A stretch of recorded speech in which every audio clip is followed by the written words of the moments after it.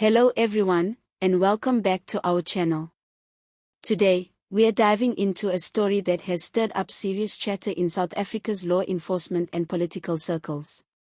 A police officer from KwaZulu-Natal has been suspended from all operational duties following allegations of participating in political activities with the uMkhonto weSizwe party, the political movement established by former President Jacob Zuma. Yes, you heard that right. Our very own law enforcement might be moonlighting in party politics. And let's be honest, in South Africa, that's always a recipe for drama. The South African Police Service, or SAPS, confirmed this suspension on Monday. According to Brigadier Atlenda Matey, the national spokesperson for SAPS, the officer's suspension is a preventative measure. The idea is to safeguard the credibility of the ongoing internal inquiry into the matter. Essentially, SAPS wants to make sure that while they figure out what really happened, there's no funny business or bias creeping into police operations. And who can blame them? After all, public trust in our police is already a fragile thing. Reports suggest that this officer has been attending multiple MK party events and even participating in organizational meetings. There are whispers that he might have been helping to rally party members in some KwaZulu-Natal towns ahead of the 2026 municipal elections. This raises the eyebrows of political analysts and security experts alike, because the line between state duties and political activism is supposed to be clear-cut. In other words, your police officer shouldn't be campaigning while in uniform, unless we're starring in a political thriller. Now, for context, the MK party itself was launched by Jacob Zuma in December 2023. Since then, it has shaken up South African politics by attracting supporters from the ANC and presenting itself as a champion of radical economic change. Its rise has sparked tension in KwaZulu-Natal, a province already known for political competition, and it's making many political observers nervous. The involvement of a police officer in this environment only adds fuel to the fire. This brings us to the Independent Police Investigative Directorate, or IPID. Once informed about the situation, IPID is likely to oversee the disciplinary procedures to ensure they follow ethical and legal standards. After all, the public's faith in law enforcement depends on officers remaining neutral. As political scientist Sandile Dlamini points out, the appearance of bias, even if unproven, can seriously damage both public trust and operational effectiveness. The SAPS has made it clear that it maintains a zero-tolerance stance on political participation by its officers. This isn't just about rules on paper, it's about upholding the constitutional principle of impartial policing.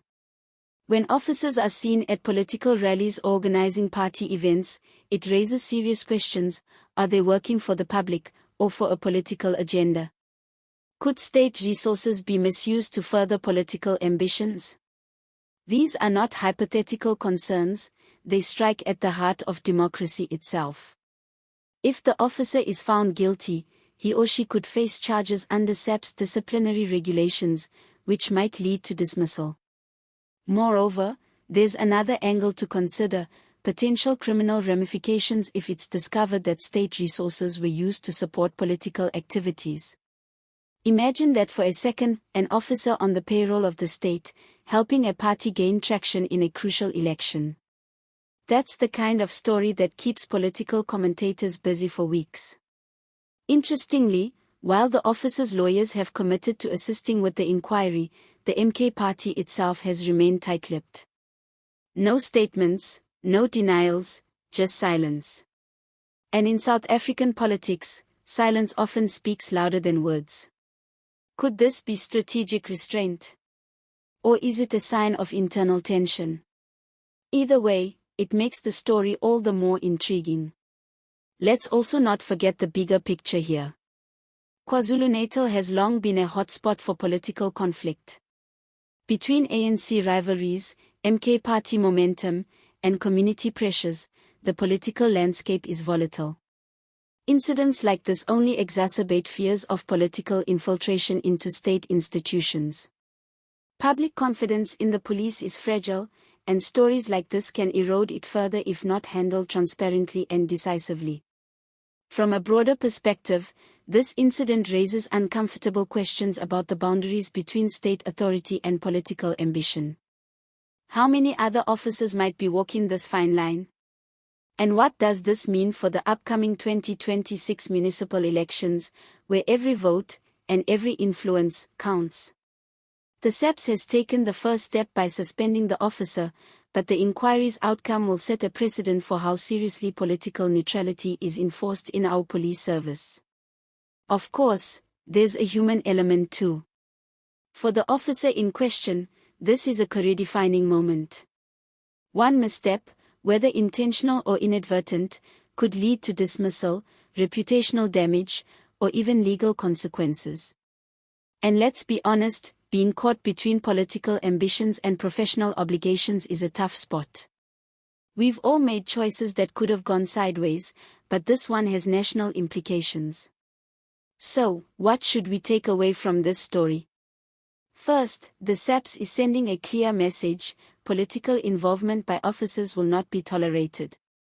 Second, the MK party's growing influence is reshaping the political landscape, especially in KwaZulu-Natal.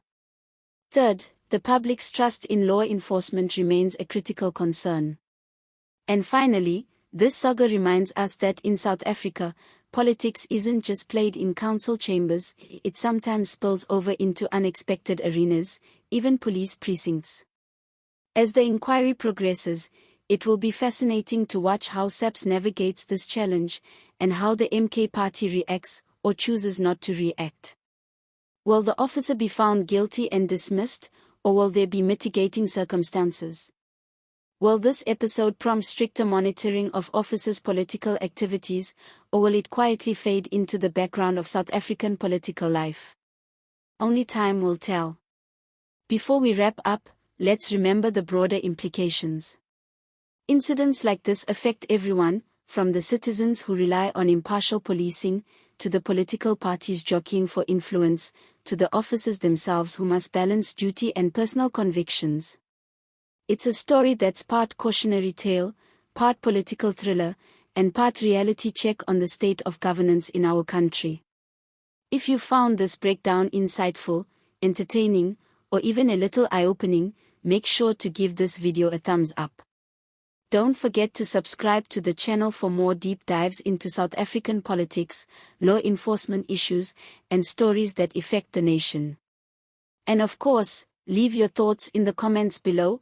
What do you think about officers participating in political activities? Should SAPS be even stricter, or is this a one-off situation? We want to hear from you. That's it for today's video. Stay informed, stay engaged, and don't lose sight of the bigger picture. See you next time.